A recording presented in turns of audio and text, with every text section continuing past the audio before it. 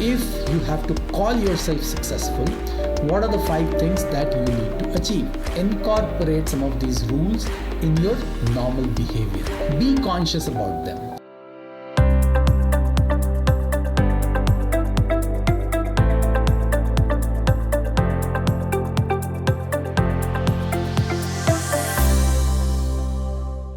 Welcome to this module of the Transformator. This module is all about understanding some of the rules of the transformation game. How we can come out successful in the whole transformation process, and especially ensure that in the long run, we understand some of the basics, fundamentals of corporate environment, and then act accordingly so that we can become successful.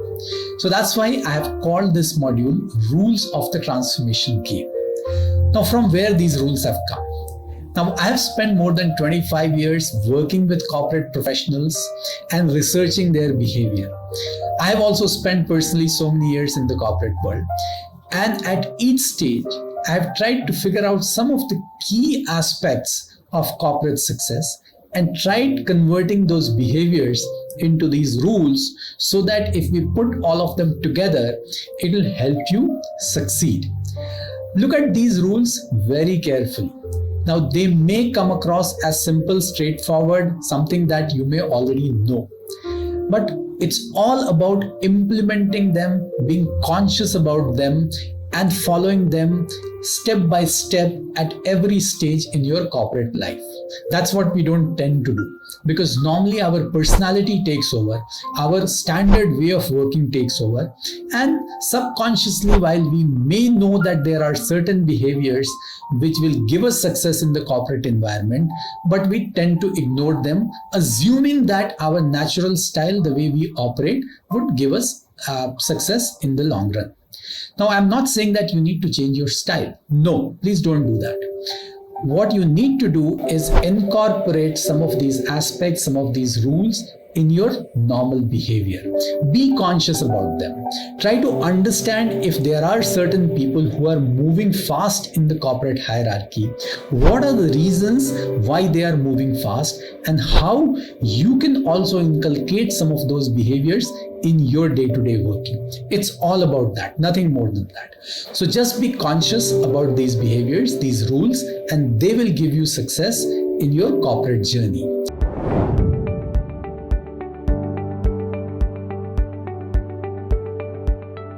Now, this is going to be an interesting module, and we'll start with the first rule of the transformation game. Now, when we look at the corporate world, you have quite a few people working together, large teams, and they come together to achieve a common objective. Now, that common objective is always defined in terms of the mission and vision of the company.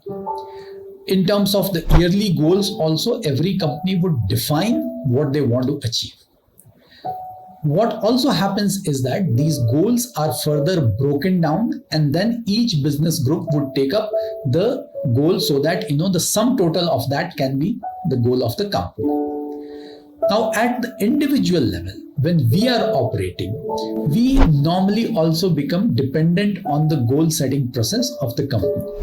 We wait for our manager or manager's manager or HR to set our goals through the goal setting process, which is conducted on an annual basis. Now, that's absolutely fine. But sometimes what happens is that these processes get delayed. Sometimes the way the goals are set, they are not very clear, they are a bit ambiguous, and not necessarily when your performance is evaluated towards the end of the year. The same goals are looked at, because sometimes people look at more your recent behavior and give the judgment based on that. So the first rule of the transformation game is you need to take ownership of the goal setting process. What does that mean? That means is whatever the organizational process is around goal setting, you must be a part of that. But if that is taking time, or if it is happening in a certain structured manner, you on your own must define your objectives, your goals very clearly. And these goals must get agreed with your manager and your manager's manager. Now, not necessarily they have to be done through the standard goal setting process. Otherwise, also, if you are operating in your respective departments, please approach your manager or your manager's manager to complete this process, to set the expectations very clearly as to what you need to achieve so that you can become successful in the role that you are handling.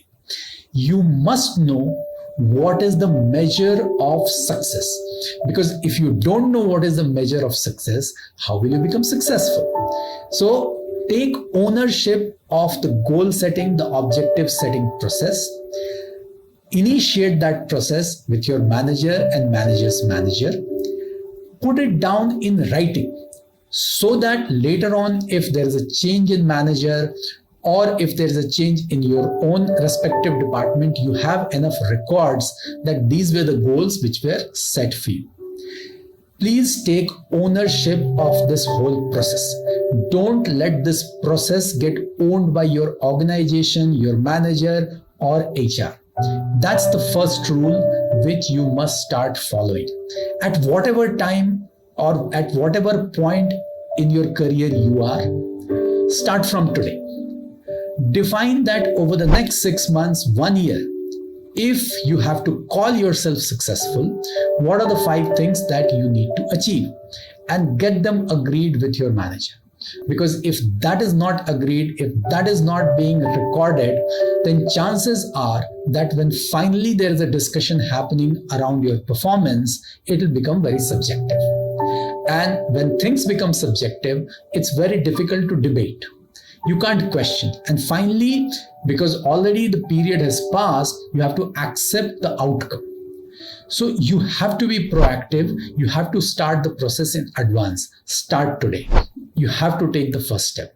And that's the first rule of the game, where you need to take ownership of the complete objective setting process for yourself within a given organization. So that's rule number 1. Now let's move to rule number 2. Rule number 2 is also very interesting, and it's a little different from rule number 1. In organizations, a lot of times what we realize that teams are not working very cohesively. And also at the same time, there are dependencies. You're dependent to achieve your goal on others, people who work with you, right? Because it's not just always about being an independent contributor and being able to do everything. And we see a lot of times that things are happening, targets may get missed, but we don't raise our voice around those things because we realize that it's a collective ownership and somebody else is not doing his or her job, and that's the reason things may not happen. That approach does not work. What is important in the corporate environment to become successful is you should not be giving any surprises to your manager and manager's manager. And I always say manager and manager's manager because that's how the corporate decision-making process works. Not necessarily for every decision about you, your manager would be responsible, because sometimes he or she needs to consult his or her manager also to take the final decision.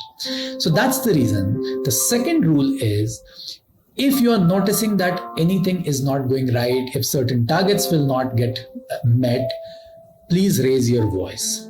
Scream before the fire burns down the house. No surprises. That's rule number 2. Very consciously look at all areas around you. If you see any scope or any chance of anything getting missed out, any future problem coming, please raise your voice. Don't give surprises to your manager. This is very important, and if you follow this, it will guarantee you success in the long run. So in the next video, we'll talk about more rules, but please start following these 2 rules that I have spoken about in this video. Thank you.